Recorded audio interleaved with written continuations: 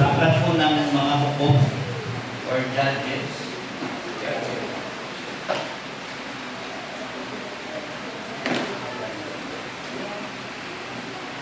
Po kayo sa aklat ng judges.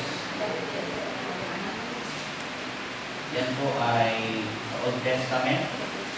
Pagkatapos po ng Joshua, then makikita niyo po dyan yung aklat ng judges. Sa chapter 3 po tayo. At babasahin ko po yung verses 5. I think ito yung pinaka-ano natin. Main passage.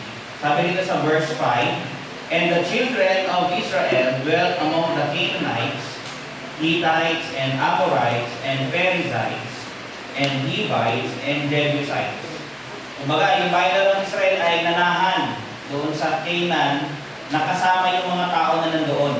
Ito yung mga iba't ibang tao na nandoon. Ito yung mga lahi nila. Then sabi sa verse 6, "And they took their daughters." Sa haba ng panahon na nag-stay sila roon, nakasama sila, ganito na ang nangyari. "And they took their daughters to be their wives." Yung mga lalaki, kinuha yung mga babae para asawahin, galing doon sa ibang lahi, and gave their daughters to their sons. On the other hand, yung mga anak naman nilang babae, pinaasawa na rin nila, pinayagan nila. Ang nangyari, "and serve their gods." Nagkaroon ng epekto dahil nag-asawa sila ng mga di mananampalataya, ng mga tao na di kumikilala sa Diyos. Ang nangyari, natuto silang sumamba sa mga Diyos-Diyosan. Verse 7, "And the children of Israel did evil in the sight of the Lord." Masamang bagay yung nagawa nila. "And forgot the Lord their God, and served Baalim and the groves." Sabi nga.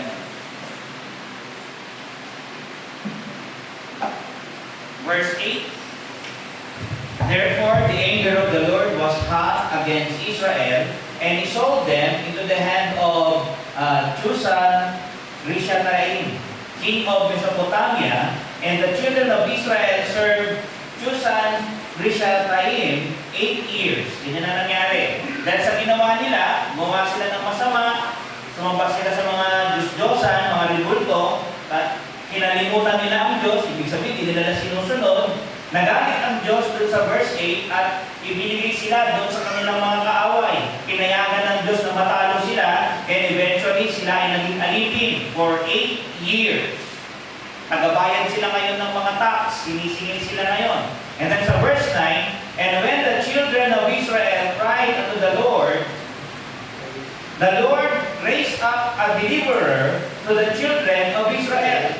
Ang nangyari, dahil sa hirap na dinanas nila, dahil nagdinikod sila doon sa isang masamang hari, mamaya makikilala niyo yan kung sino yan. Si Cushan na yan. Ang nangyari ay sa pagtamis nila sa Diyos, sa paghingi nila ng tulong, the Lord raised up a deliverer to the children of Israel.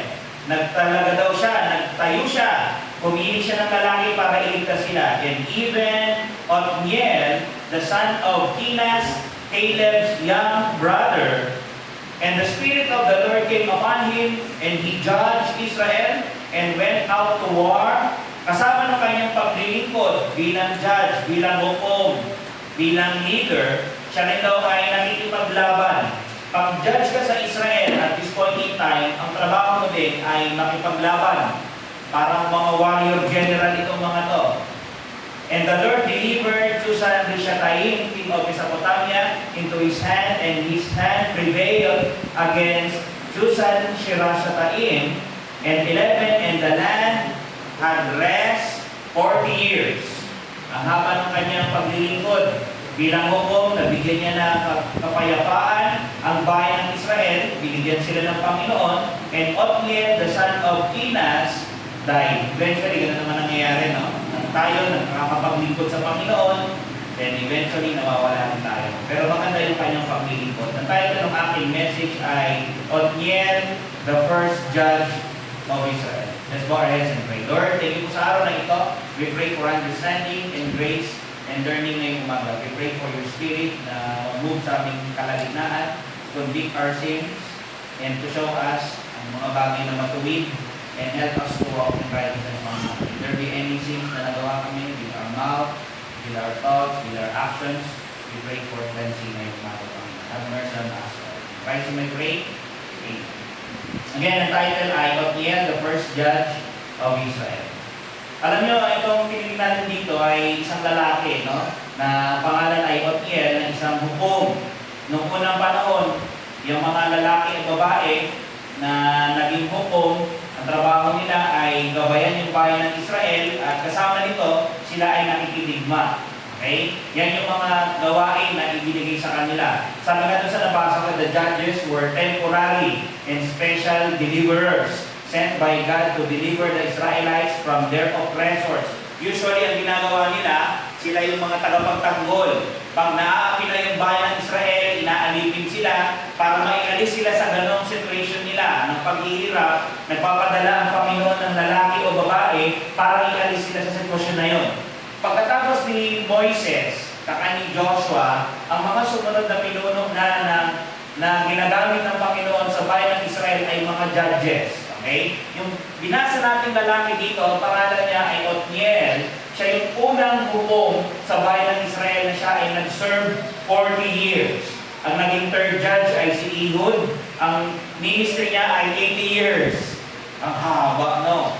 40 and then 80. Yung third ay si Shamgar. And then si Deborah and Barak, 40 years. And then sabi rito, si Shamgar ay 20 years. Yung fifth judge, baka kilala niyo iba, si Gideon. Diba? Yung sixth judge, si Abimelech. Si seventh judge, si Tola. Yung eighth, Jair. Yung pang-9 ay si Jephthah. Yung pang-10, si Ibzan. And then yung pang-11, si Elon. And then yung 12, si Abdon. Yan yung mga lalaki na yan. Yung 13 ay si Samson, 20 years. And then 14, si Eli. Baka alam niyo yung book ng Samuel. Diba? Si Hannah, pupunta sa templo, gusto niya maglingkod. Ang nandoon na high priest ay si Eli. Okay? Si Eli ay hindi lang high priest, pero siya din ay ginagamit ng Panginoon na maging hukom sa bayan ng Israel. Siya yung pang, sabi nga dito and then si Samuel, pang 15 actually. Okay? Si Samuel pala ay kinoconsider na judge. Ibig sabihin, yung line ng mga leaders, doon pala mag-fill in si Samuel. Judge din pala siya. Pero yung pinakauna natin na nakita dito ay si Othniel. Okay? Ito yung mga ginagamit ng Panginoon para makipaglaban doon sa mga gumapi doon sa bayan ng Israel at eventually ay nagpahirap sa kanila. Alam niyo ba yung bayan ng Israel, bago sila makapasok doon sa land na kung saan ay pinangako ng Panginoon sa kanila, doon sa land of Canaan, may utos ang Panginoon sa mga Israelites. Kay through Moses and then kay Joshua, may inutos ang Panginoon sa kanila na magiging mga dapat nilang gawin. Punta kayo ng Deuteronomy chapter 7. Verse 1, ang sabi dito, when the Lord thy God, Deuteronomy 7, when the Lord thy God shall bring thee to the land whither thou goest, ito raw yung gagawin nila. Una, to possess it. Ano gagawin kasama nun? And have cast out many nations before thee, the Hittites, and the Girgashites, and the Amorites, and the Canaanites, and the Perizzites, and the Hivites, and the Jebusites, 7 nations, greater and mightier than thou. Pagdating mo dyan, aariin mo yan, lupa na yan, mamanahin mo sa akin, ipoposes mo yan, kukunin mo. Sabi niya gano'n. And the Lord thy God, verse 2, shall deliver them before you. Huwag kang mag-alala, ibibigay ko yan sa inyo. Yung mga kalaban na yan, ang gusto ko, maging willing kayo makipagdigma. Verse 2, and when the Lord thy God shall deliver them before thee, ang gagawin mo, dahil ibibigay sila ng Panginoon, thou shalt smite them and utterly destroy them. Yung pagpasok nila ng Canaan, hindi sa wala silang gagawin. Mayroon. Yung mga nakatira doon, they have to destroy them. They have to drive them out. Alam niyo kung bakit kailangan silang i-destroy? Kasi minsan ginagamit nila ito para sabihin na ang Diyos ay mamamatay tao. Hindi po. Bagaman makikita natin na gano'n yung nangyari, pero hindi ito parang dahil kapritsyo niya lang o gusto niya lang. Hindi. Yung mga bayan ito, yung mga taong ito, ay ubod ng sama. ginamit ng Panginoon ng bayan ng Israel at this point in time, hindi lang basta paalisin sila, kundi magsilbing parusa or judgment doon sa mga tao ito. Kung nabasa nyo kanina, binasa natin si Otniel, yung mga tao yan, ano yung ginagawa nila? Hindi sila mananamba ni Yahweh. Sila ay mga sumasamba sa mga Diyos-Diyosan. Sila ay mga pagano. Ang sabi nga dito, pagdating yung daan, thou shalt smite them, utterly destroy them, thou shalt make no covenant with them. Pangatlo, huwag kang magkakaroon ng anumang pakikipagkasundoon sa kanila. Or anyway, pwede rin yung marriage. Huwag niyong gagawin yun. Huwag kayong magko-compromise. No show mercy unto them. Huwag kayong maawa. Ang Diyos ang nagsasabi, pagdating niyo dyan, digmain niyo, lipunin niyo silang lahat. Huwag kayong maawa. Bakit? Ako ang nagputo. Yung mga tao yan, maraming pinatay. Yung mga tao yan, masama. Hindi sila sumasamba sa Diyos. Verse 3, neither shalt thou make marriages with them. Thy daughter thou shalt not give unto his son, nor his daughter shalt thou take unto thy son. Ito particularly, huwag kayong papasok sa marriages. Huwag niyo aasawahin yung mga tao na yan, yung mga Jebusites na yan, Hittites, mga Canaanites, mga Amorites, mga Perizzites, mga Hivites, mga Jebusites, kahit sino dyan, huwag kayo kukuha ng partner. Mga di mananampalataya ang mga iyan. Bakit daw? Mas magaling ang Diyos. Tingnan yung dahilan niya. Verse 4, because, or for, they will turn away thy son from following me. Alam niyo gagawin ng mga tao yan na di mananampalataya? Kapag inasawa niya yan, naging partner niya yan, nagagawin ng mga yan, ilalayo nila kayo sa akin. Kaya dito, pag kayo nagsiasawa, yung lalaki na asawahin ninyo o babae, situin na yung dadalhin kayo sa Diyos. Hindi yung ilalayo kayo sa Panginoon. Sabi nga dito for they will turn away thy son from following me, that they may serve other gods. So kapag nangyari yan, the anger of the Lord be kindled against you and destroy thee suddenly. Kapag sabi rito ni Moises, gawin ninyo ganito, pero kapag hindi nyo ginawa yan, nakipag-asawa kayo, yung galit ng Diyos ay magningingas laban sa inyo. At sisirain kayo ng Diyos, lilipunin kayo suddenly. But thou shalt ye deal with them. Deal with them. Ye shall destroy their false religion, or you shall destroy their altars, and break down their images, and cut down their groves, and burn their graven images with fire. Pagpasok nyo dyan, lilipunin nyo sila, pati yung anumang tanda o bakas ng religion nila, sisirain nyo lahat.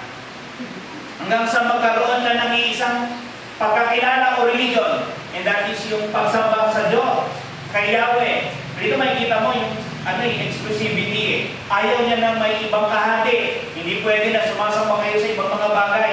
Tapos sa kanya hindi. Ang gusto ng Diyos, siya lang yung sinasamba. Alam niyo kung bakit daw niya kinunad dyan sa bayan ng Israel? Hindi lang dahil sirain niyo sila kasi ayoko na malayo kayo sa akin. Gusto ko ako lang yung sinasamba niyo. Sirain niyo yung mga anumang bakas o tanda ng religion nila. Yung mga images nila, yung mga groves, mga ribulto, sirain nyo. Sabi niya sa verse 6, kasi meron siyang dahilan. Bakit niya binigay yung utos niya sa bayan ng Israel? Sabi niya, for thou art an holy people unto the Lord thy God. Alam niyo kung bakit niya inutos yun? Sabi niya sa bayan ng Israel, alam niyo ba't ko inutos yan? Kasi kayo ay piniling bayan, mga taong banal para sa akin. Dinedicate ko kayo para sa akin. Hindi kayo pwedeng maglingkod sa kung kanino. Sa akin lang kayo gusto ko maglingkod. The Lord thy God hath chosen thee. Pinili kayo to be a special people unto Himself above all people that are upon the face of the earth. Utos kayo sa inyo, bakit? Gusto ko mabuhay kayo ng iba doon sa mga tao sa paligid nyo. Hindi kayo katulad nila. Kaya mga tayo mga Christians yung buhay natin supposed to be ay iba doon sa buhay ng iba, doon sa mga nakapaligid sa atin. Ang gusto ng Diyos, that we be separated sa mga tao na yan. Yung mga hindi sumasamba sa Diyos, ayaw niya na tayo ay magaya sa kanila, gumawa ng mga bagay na ginagawa nila, sirain natin yung sarili natin dahil sa mga ginagawa nila. Ayaw ng Diyos yun.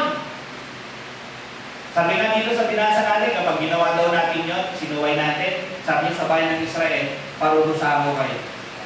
Eh tayo pa kaya, if we do yung bagay na ayaw ng Diyos. Pero alam niyo, kahit ibinigay ng Panginoon yan dun sa bayan ng Israel, alam niyo, eventually, the nation of Israel failed. Sabi niya, pagpasok niyo, sirain niyo sila, lipulin niyo. Sabi doon, pag binasa niyo yung buong Judges, failure after failure after failure after failure ang nangyari. Judah failed, doon sa Judges 1:19 hanggang 20. Benjamin failed, verse 21. Joseph failed, 22 hanggang 26 ng Judges 1. Manasseh, Ephraim, Zebulun, Asher, Naphtali, failed, Dan, failed. Lahat failed.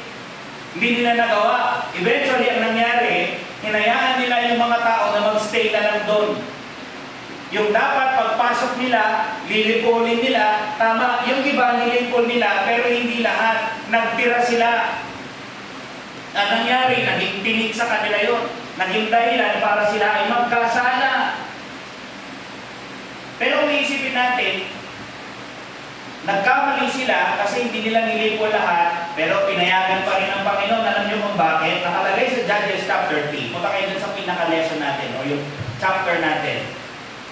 All the way. Sabi niya dun sa verse 1, now these are the nations which the Lord left. Yung mga binanggit natin kanina mga bansa, yan yung mga pinayagan ng Panginoon na iwanan. Pero makikita pa rin yan dun sa verse 3. Sabi dun sa verse 3, sino ba yung mga yan? Ayan o. The five lords, the Philistines, and all Canaanites, and the Sidonians, and the Hivites that dwelt in Mount Lebanon from Mount Baal Hermon to the entering in of Hamat. Yan yung mga tao na nandyan din. Pero alam niyo kung bakit daw hinayaan ng Diyos na magstay sila dyan?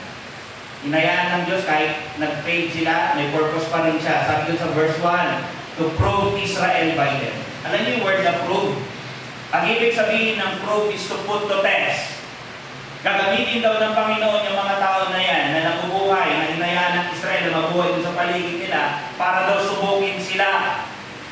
Paano mo subukin sila? Kung susundin ba talaga nila ang Diyos o hindi? Tignan mo to, pag di mo sinunod ng Panginoon, eventually namumroblema ka. Yung bayan ng Israel, nung hinayaan nila mag-stay, yung mga bayan na ito, yung mga taong ito, sila rin ang nahirapan, namumroblema rin sila. Sila yung dinala ngayon sa kasalanan. Tingnan doon sa verse 4, same thing.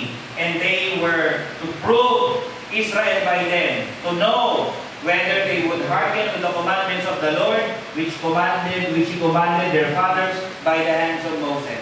Ano yung test nila? Para malaman daw ng Diyos na sa pag-i-stay ba ng mga tao yan sa paligid nyo, susunod ba kayo sa akin talaga o hindi? Alam nyo ang nangyari. Inasawa nila yung mga tao doon and eventually, natuto silang sumamba sa Diyos-Diyosan at ang nangyari, pinalikuran nila ang Diyos. And they forgot the Lord. And they forgot God.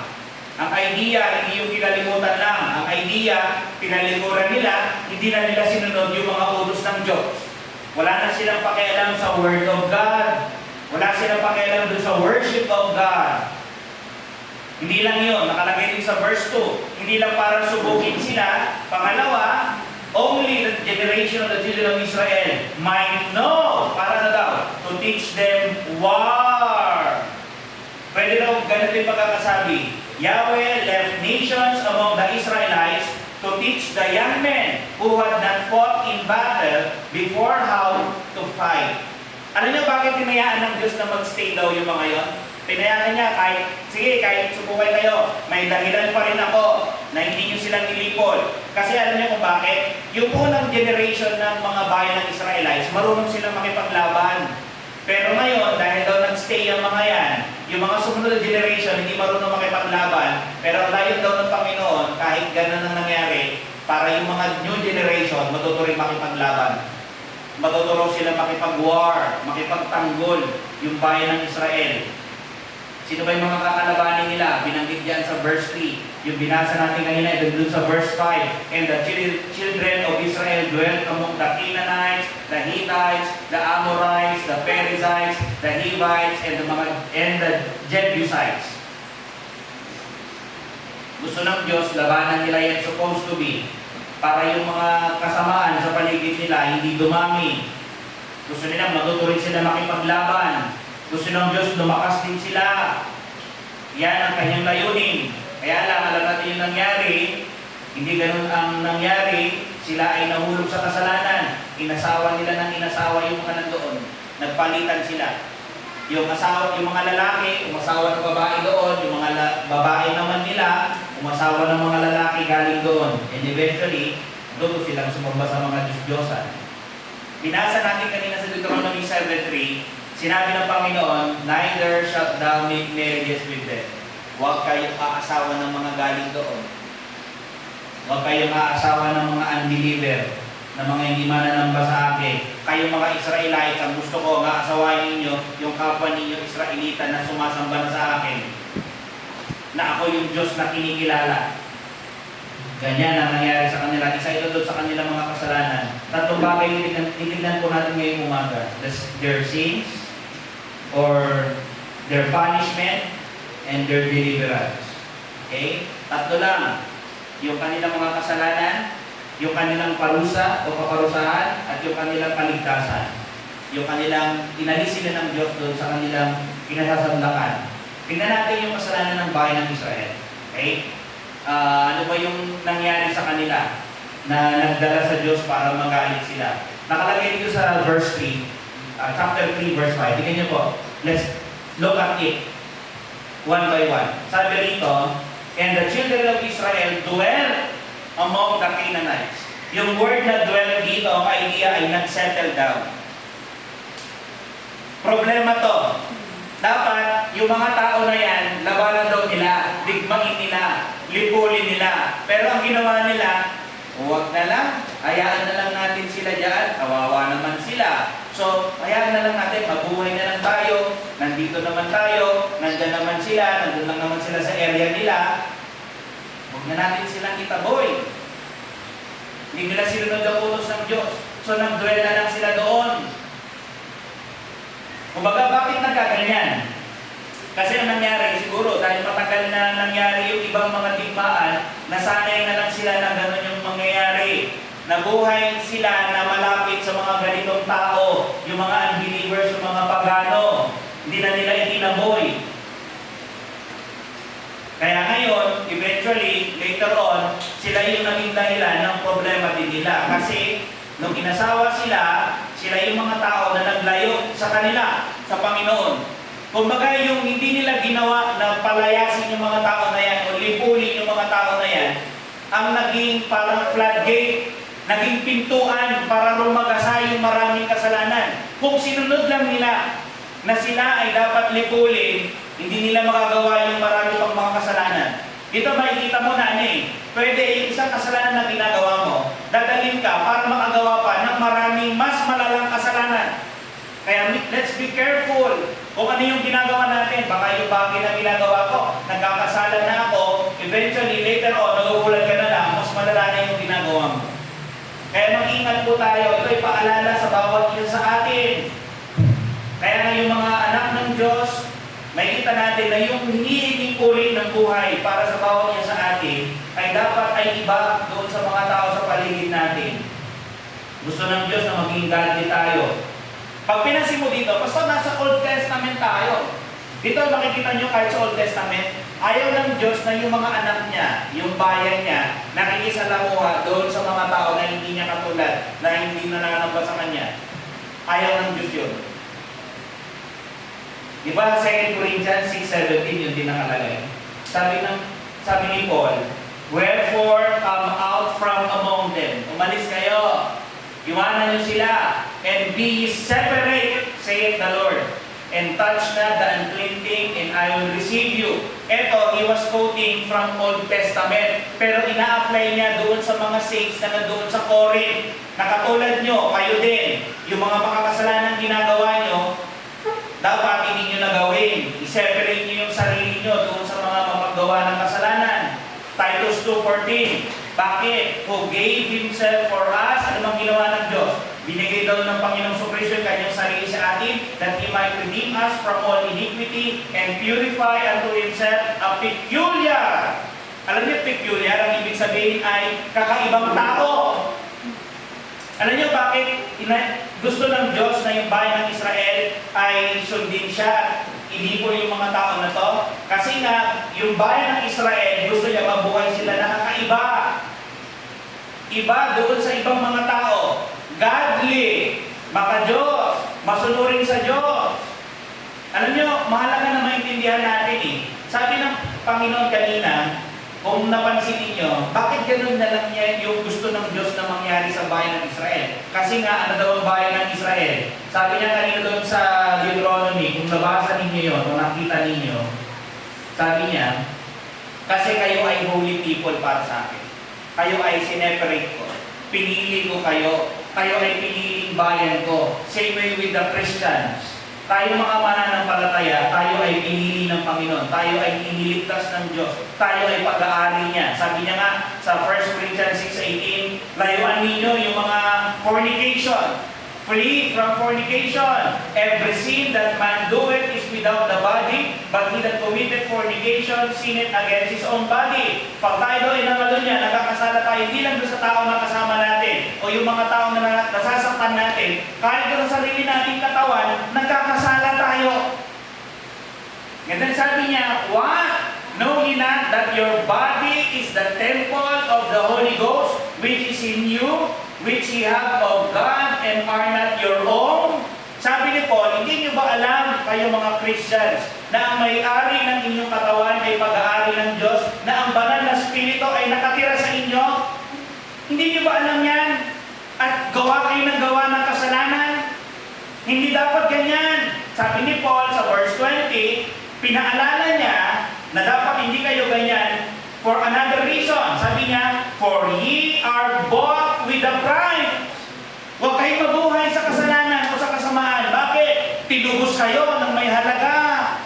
Mga kapatid, tinubos kayo ng may halaga. Kaya dapat yung buhay natin ay hindi katulad nung dati. Hindi tayo dapat mabuhay sa kasalanan. Sabi niya dito, dahil tinubos kayo ng may halaga, therefore, dahil tinubos kayo, binili kayo, meron nagmamay-ari sa inyo, may banal na Espiritu na nakatira sa inyo, gagawin ninyo, therefore, glorify God in your body and in your spirit, which are God's. Lahat ng meron ka sa sarili mo, kaluluwa mo, katawan mo, buhay mo, kaligtasan mo, pag-aari daw lahat ng Diyos. Wala kayong maaaring inyo. Tayo mga kapatid, lahat ng meron tayo, kahit yung sarili nating katawan, pag-aari ng Diyos.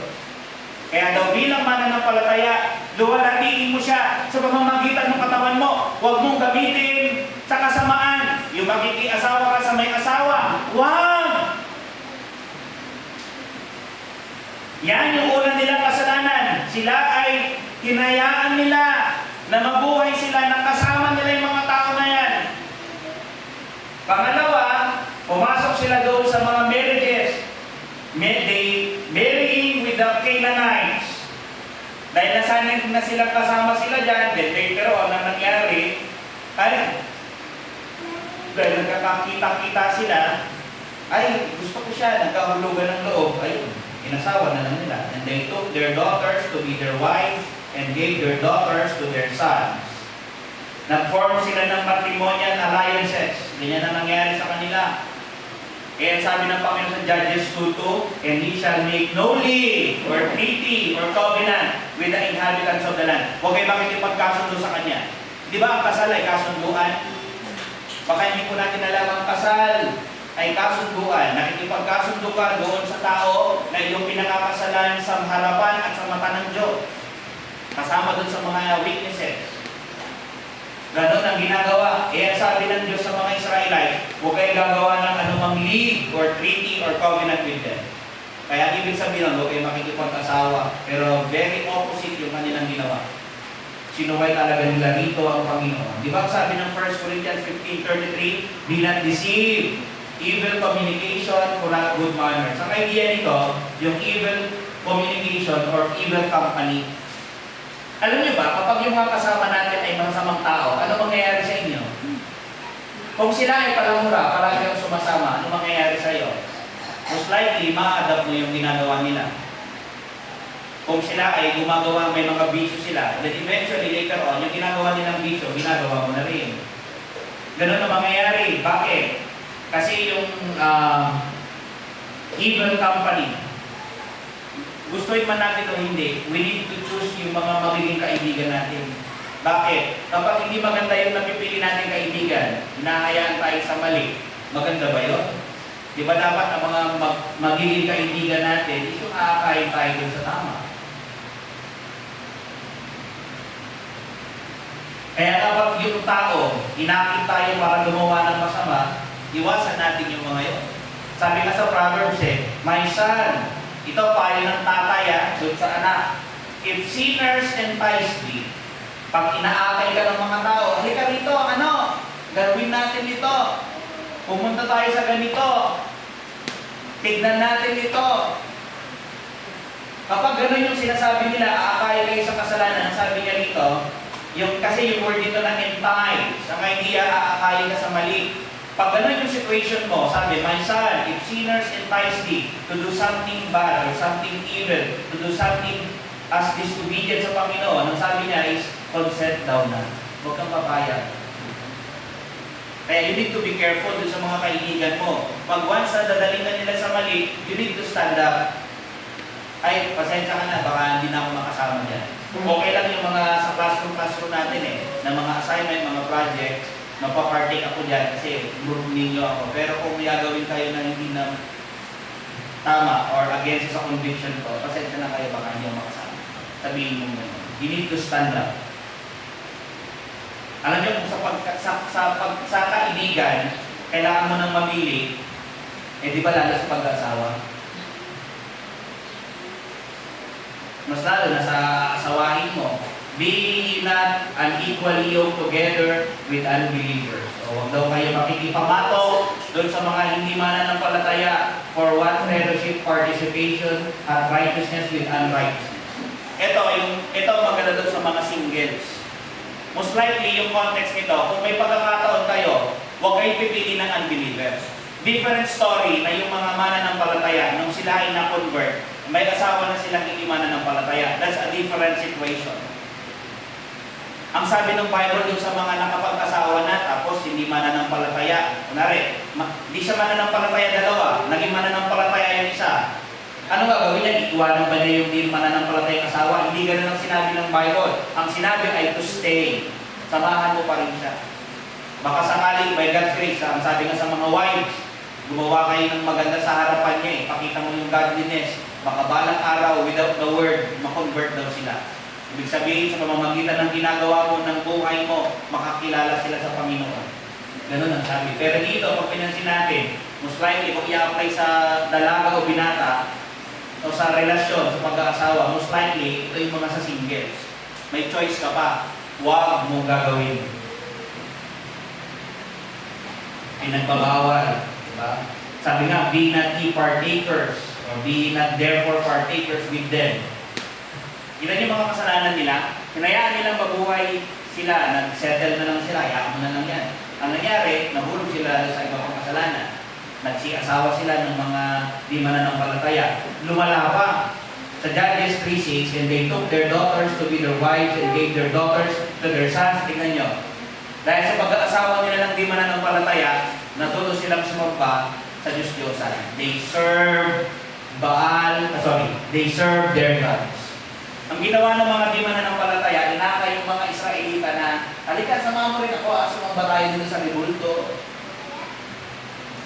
Sa verse 7 nakalagay, and the children of Israel did evil in the sight of the Lord and forgot the Lord their God and served. Very clear. Sinong gods yung pinaglingkuran? Sinong Diyos-Diyosan yung pinaglingkuran nila? Si Baalim and the groves. Yung mga ribulto, lalo na si Baalim. Sinabi rin sa Judges 2:11, and the children of Israel did evil in the sight of the Lord and served Baalim. Pansinin niyo to, laging binabanggit. Evil in the sight of the Lord, daw yung ginawa nila. Pero pag pinansin mo, yung ginawa nilang masama, nakakonect sa idolatry. Pag sumasamba ng ribulto, idolatry iyon, at yun daw ay ayaw ng Diyos, at yun para sa Diyos daw, yun daw ay evil. Kaya even yung sumamba sa Diyos-Diyosan, even yung mag-marry doon sa mga unbelievers. Para ang nangyayari kapag ganyan, kinakalimutan daw natin ang Diyos. Kasi may binanggit dito Pansinin doon sa verse 7. And for God, the Lord their God. Teka lang, gumawa sila ng masama. Inasawa nila yung mga unbelievers. Pero hindi lang yun. Dahil para sa ginawa nilang yan, pinakita nila na hindi na nila sinusunod ang Diyos. Kinalimutan na nila ang Diyos. Kinalimutan nila yung salita ng Diyos. Kaya hindi basta-basta yung ikaw ay sumasamba sa ribulto, hindi basta-basta yung ikaw ay nag-aasawa ng di mananampalataya. Ito ay pagpapakita ng hindi pagsuway doon sa utos ng Diyos. Ang idea nito nung sinabing for God, they stop obeying. Ito yung question maganda. Kung ang payo ng Diyos sa bayan ng Israel, huwag ay makikinasawa ng mga hindi nananamba sa akin. Gusto ko, ang aasawahin niyo, yung worshiper ko din. Same way with the Christians. Ngayon, minsan parang ang hirap. Pero nakita natin, mayroong magagandang dahilan ng Diyos. Bakit niya ipinagbabawal yun? Ito yung tanong. Are you questioning God? Or are you wiser than God? Mas magaling ka ba sa Kanya? To question, ay hindi naman siguro ganyan yan. Mag-ingat tayo. This is also a test. Yung mga singles, yung mga married age, this is a test of patience. Lord, tulungan mo ko, give me grace, na matuto akong magkantay, na matuto akong magtiwala, give me faith to trust on you more. Alam niyo, minsan, ang pinakamahirap na gawin ay yung walang gawin. Kasi sabi ng Diyos, you should learn to wait. You learn to trust. Minsan yun ang pinakamahirap, di ba? Magantay lang. Sabi niya, magantay. Parang ang hirap, wala kang gagawin. Yun lang muna, to trust. Ang sabi ng Isaiah 55 verse 8, for my thoughts are not your thoughts. For as the heavens are higher than the earth, so are my ways higher than your ways, and my thoughts than your thoughts. Yung agwat daw ng lupa at saka langit, kung malayo na yan, ganyan daw kalayo yung pag-iisip niya at saka sa pag-iisip ko at pag-iisip mo. And who are we to question siya? Kung ano yung mga kaparaanan niya. Alam nyo, mahalaga na pagtiwalaan natin ng Diyos. Yung bayan ng Israel, hindi sila nagtiwala sa Diyos, sinuway nila. Alam nyo, pagtiwalaan natin ng Diyos. Alam nyo kung bakit? Kasi siya yung the only wise God. Bakit hindi mo siya pagtitiwalaan? Wise ba tayo? Hindi. Wise ka ba? Hindi. And who is the only wise God? God Himself. Kaya nga mabuti na tayo ay matutong magtiwala sa Kanya. Pero natin, no? Kasi sabihin natin, yung kasalanan nila led to other more sins. Yung nag-settle sila, yun, nagulo sila pumasok sa mga intermarriages nila. Tapos, nagtuto silang sumamba sa Diyos-Diyosan. Baka sabihin natin, ay pastor, wala naman na si Baalin ngayon, kaka yung mga gods nila nun, yung mga groves. Eh ano nga bang idol? Alam niyo bang idol? Nandun sa nabasa ko, I quote, it is anything more important to you than God. Ano ba ang idols? Ano ba ang Diyos-Diyosan? Ano ba yung pwede mo maituring o nagagawa mong Diyos mo na? Ano bang bagay na mas mahalaga na sa iyo kaysa sa Diyos? Pag yung bagay na inuuna mo na, mas mahalaga na sa Diyos, posible na yun na yung inaari ng Diyos. Sabi nga, anything that absorbs your heart and imagination more than God. Pag yung puso mo masyado nang doon sa bagay na yun, pwede daw na baka yun ay nagtuturing mo na o nagagawa mo ng idol. Anything you seek to give you what only God can give. Baka mamaya yung bagay na iniisip mo, ito makakapagbigay sa iyo ng ganito, masama. Baka mamaya na doon sa point or position na parang Diyos mo na pala siya. Lahat ng bagay dapat isipin natin sa Diyos ng mumula. Kaya sa Diyos natin hahanapin para hindi tayo mahulog sa pagsamba ng ibang mga Diyos-Diyosan. The greater the good, the more likely we are to expect that it can satisfy our deepest needs and hopes. Anything can serve as a counterfeit God. Sabi gano'n, no? Ano mang bagay daw pwede mo maging Diyos-Diyosan? Especially the very best things in life. Kahit yung comfort, baka mamaya, dinodiyos mo na kasi ayaw mo nang nahihirapan eh. Ano ba yan? Mag-isimba pa tayo, ang init-init. Yung comfort, yung Diyos mo. Diba? Ayaw ko na magpunta kasi busy ako, mayroon akong ano. Hindi naman lahat ng bagay ay emergency, di ba? May mga bagay na hindi mo kayang gawin o hindi mo magagawa because talagang hindi imposible talaga ito. Pero may mga bagay naman na situation na pwede mo namang mamaya gawin. Mahalaga lang magtuto tayo na mag-discern tayo ng mga bagay na yun. Ito pwede ko mamaya gawin kung ayaw mo po ng Panginoon. May mga bagay na ano hindi na pwede. Ay, na-stroke yung nanay ko, mamaya na siguro. Wala na, malamig na. Pagbalik ko, malamig na. You need to be wise. Sa time natin, pwedeng marami. May mga tinignan ako nito. Pwede daw para maging Diyos mo is technology and social media. No? Mas marami kang oras doon sa smartphone. Mas marami kang oras doon sa Facebook. Diba? Nagpo-post ka for the sake na maraming mag-like. No. Gusto ko magpo-post para maraming like. Ganun. Pwede maging, ano siya, idol mo. Yung sarili mo, yung ma-praise. Pwede rin yung wealth and materialism. Hindi, kailangan mo mag-work kasi may hinahabol ako na gusto kong bumili ng magandang kotse, magandang bahay. Di ba rin ang hindi mo na ako magsimba? Magpo-focus muna ako dito. Yun na yun. Yung wealth na yung hinahabol mo.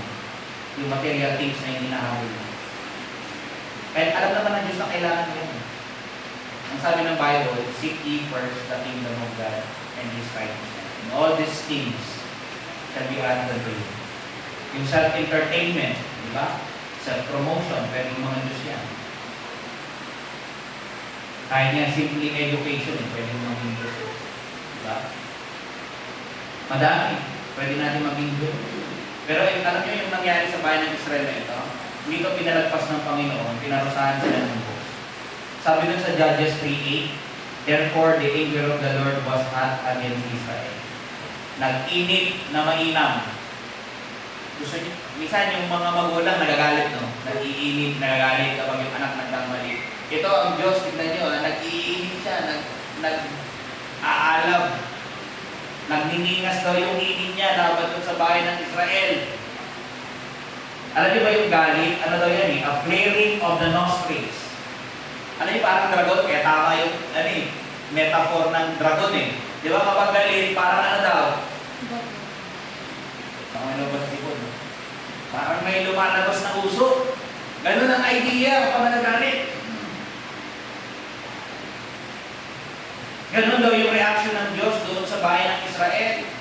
Para maintindihan natin, ganun daw yung galit niya, talagang nagagalit. Parang minsan pagalitan, di ba nakasarado yung dalawang kamay? Gusto nang lagukan, di ba?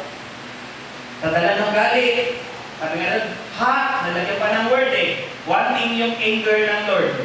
Galit daw siya, pero nilagyan pa ng word ng ano rito, additional description, was hot.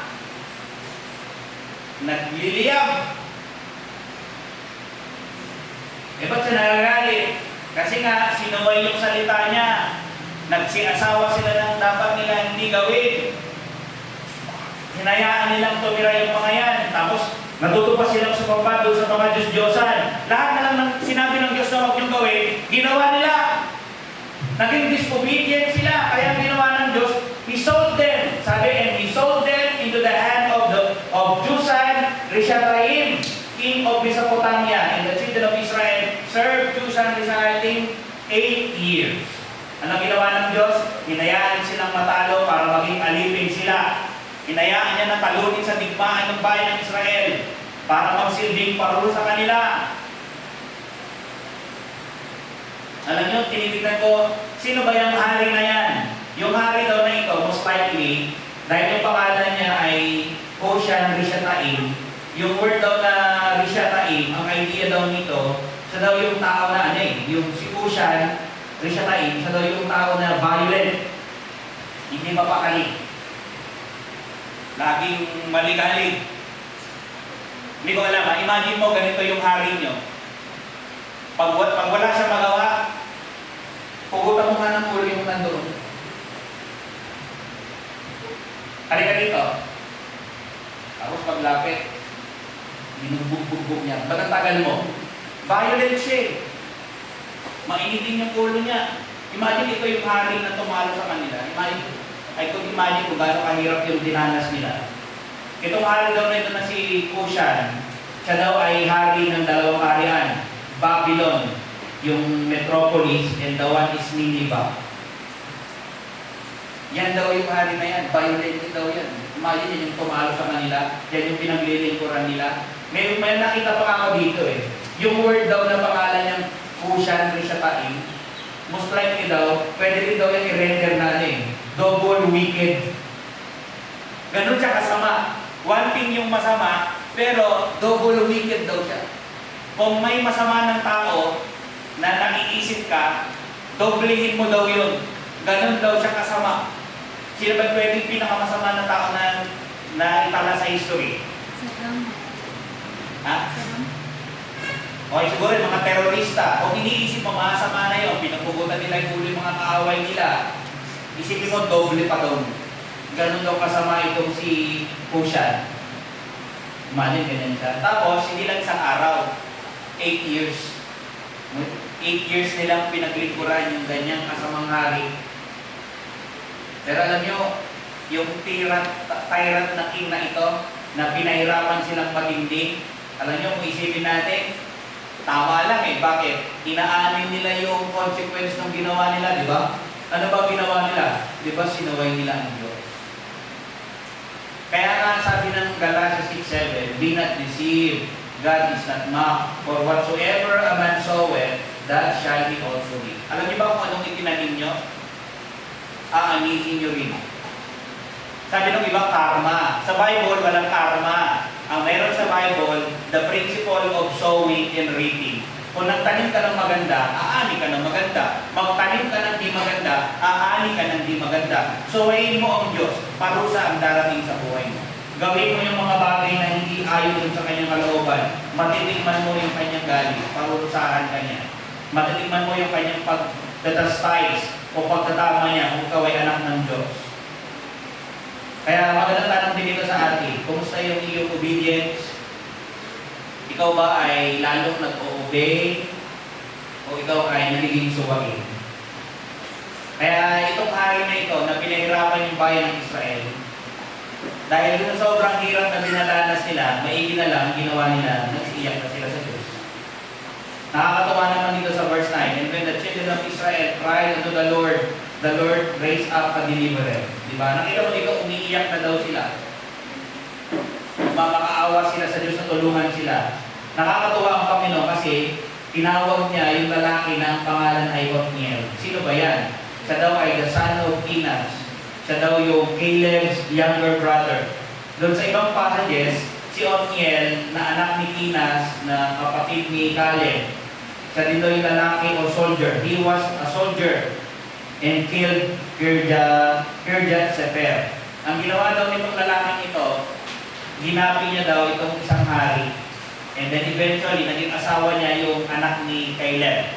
Teka lang, akala ko younger brother siya ni Caleb, tapos inasawa niya yung anak ni Caleb. May mga nabasa ako, most likely daw, ito daw si Caleb, kasi ang tatay ni Caleb hindi naman si Kenaz eh. Ang tatay daw ni Caleb ay si Jephunneh. Sino yan ngayon si Kenaz? Most likely daw, si Kenaz ay kapatid daw ni Caleb. Parang ganito nangyari.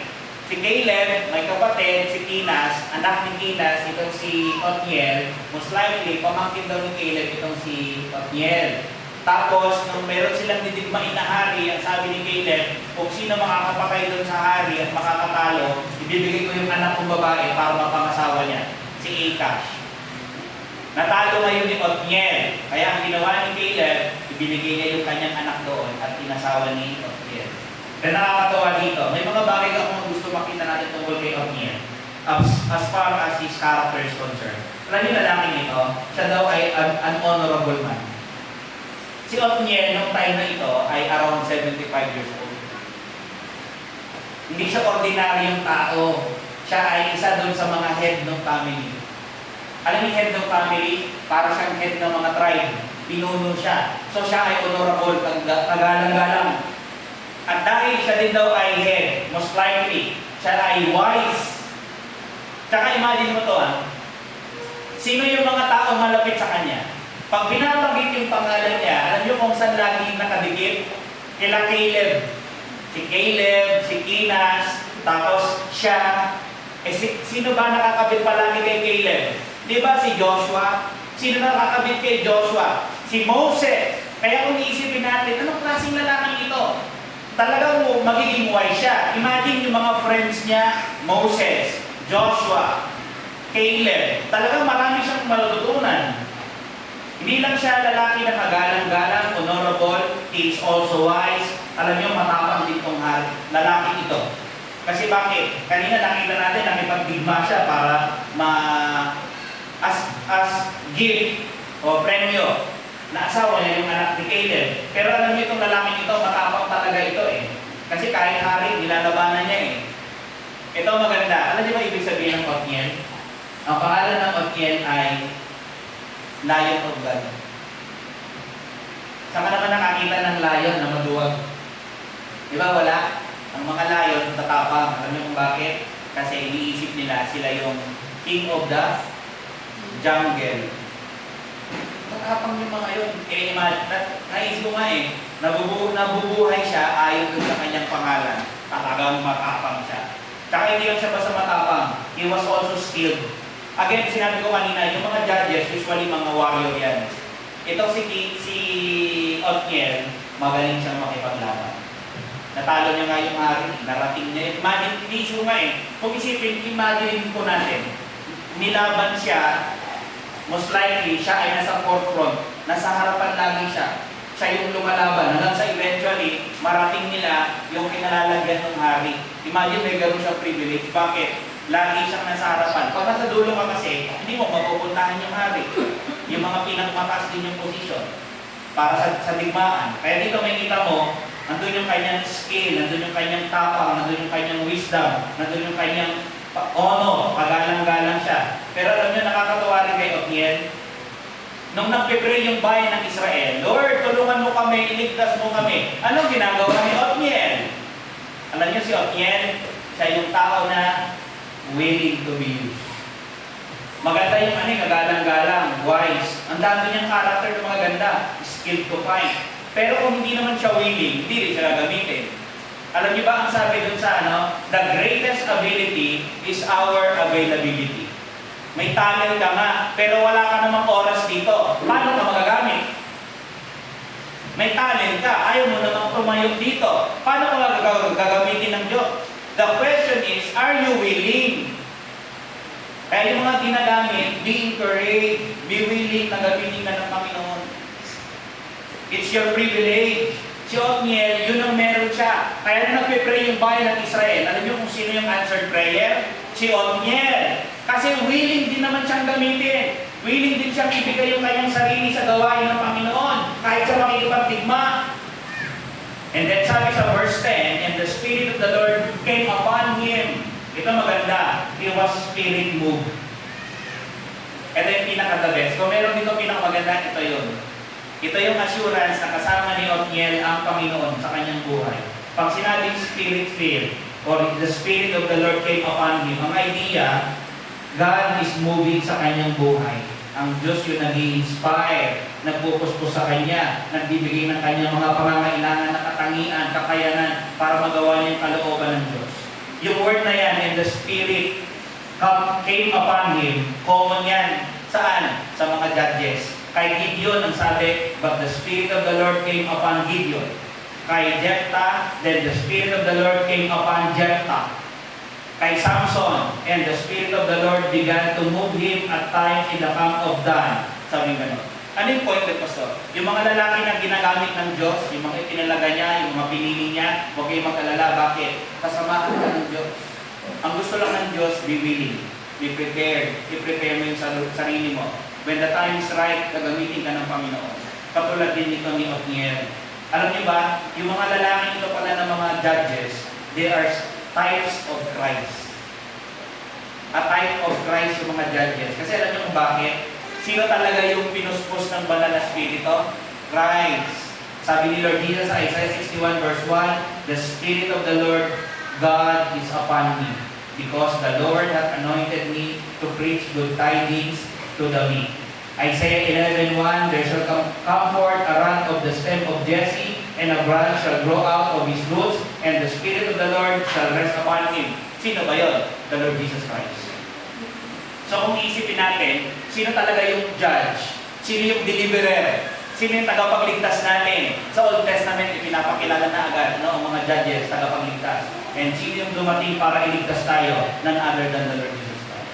Ang sabi ng Matthew 1:21, "For he shall save his," sabi, "and she shall bring forth a son, and thou shalt call his name Jesus, for he shall save his people from their sins." O diba, yun ang gagawin niya? Ililigtas siya raw ang kanyang bayan. Sabi lang sa Galatia 1:4, si Lord Jesus ang context, "who gave Himself for our sins as for our punishment," para ano daw? That He might save us from this present evil world, or that He might deliver us. Ito yung word exactly, that He might deliver us. Si Lord Jesus Christ is our deliverer. He is our Savior. Sabi nga dun sa Acts 5:31, "Him hath God exalted with His right hand to be a Prince and a Savior." Para magbigay din ng kapatawaran, magbigay ng pagsisisi, magbigay ng pananampalataya. Pero somehow, i-regard niyo yung binanggit ko. Siya daw yung lalaking honorable, wise, brave, skilled, willing to be used, spirit-filled. Siya daw din yung lalaki na, lastly, he was a just man. Pagkatapos niyang matalo yung nag-alipin sa bayan ng Israel, wala ka na makikita na nakasingit na kwento. Ang sumunod na, 40 years daw siya na nag-live. Ano yun? Bilang isang pinuno, siya daw ay matuwid. He uphold justice. Imagine sa panahon niya bilang ruler, bilang pinuno, pinapanatili niya yung pagiging fair. Naging tapat si Othniel. Let me end with few simple truths ngayong umaga about dito sa lesson natin about sa ating first judge sa Israel. Dito natin makikita na yung kasalanan, kapag ginagawa natin, inilalagay tayo dito sa posisyon na kung saan nagalit ang Diyos sa atin. Sabi nung iba, God is angry doon sa ginawa lang daw natin, pero hindi daw sa atin. Mali. God is angry at the wicked every day. Nagalit sa tao. Kaya kung kayo makasalanan, huminto kayo. Pangalawa, makikita natin na yung kasalanan na ginagawa ng tao, there are inevitable consequences. Sigurado parurusahan tayo ng Panginoon. Yung bayan nga ng Israel, pinili na ng Diyos yun ha. Itinuturing niya ng piniling bayan. Yung mga, kahit tayo mga Christians, mga kapatid, hindi porket Christians tayo, malaya tayo gumawa ng mga bagay, kahit yung kasalanan, hindi ganoon. Pag may ginawa tayo, kahit tayo pinapalo, kahit tayo pinarurusahan. Kaya dito makikita natin yung kahalagahan na sumunod tayo sa Panginoon para siya ay matuwa at mag-gain natin yung kanyang favor. Hindi para iligtas tayo, kasi ligtas na nga yung mga mananampalataya. Pero sino bang anak yung gusto na maging masaya, hindi maging masaya yung tatay? May ganun bang anak? Ang gusto ko yung lagi ko magalit yung nanay ko. Gusto ko ma-high blood siya. Ganun ba yun? Wala namang ganung anak, di ba? Masama yung anak kapag ganun. Pero yung normal na anak, ang gusto niya, gusto ko mapasaya yung nanay ko, gusto ko maging proud siya sa akin, gusto ko makuha yung tatay ko. Diba? Kaya nga, para tayo di maparusahan, kung tayo nagkakamali, maganda yung bagay na matuto tayong magsisi sa ating mga kasalanan. Ma-realize natin na ang Diyos palagi ang nagliligtas. Sa Old Testament, ang Diyos ang nagliligtas. Inalis sila sa Egypt, ang Diyos ang gumawa nun. Nag-alipin sila ng iba't ibang mga kaaway, ng iba't ibang mga hari, ang Diyos pa rin ang nagliligtas sa kanila. Dito yun ang makikita natin dito. And lastly, alam yung pinaka-the best thing sa buhay ng isang tao, sa maiksing buhay mo, ay yung gamitin ka ng Diyos para sa kapurihan. Siguro this is one way or the best way to die na mamatay akong naglilingkod. Si Othniel, 40 years na nakapaglingkod, nagapi niya yung dapat niyang gabihin, ibinigay niya yung sarili niya sa gawain ng Panginoon. Nga lang, pakikipagdigma. Alam niyo ba kapag nakikipagdigma, di ba nire-risk niya yung life niya? pero he was willing. Same way with our service, mga kapatid. Pag tayo nagdilingkod sa Panginoon, we are risking our lives as well. Binibigay natin yung ating buhay para sa Kanya. Kaya nga gamitin natin yung ating buhay para sa Kanyang kaluluwa natin. Let's bow our heads and pray. Lord, we thank you sa araw mo ito. We give praise, honor, and glory. In Christ, my praise. Thank you.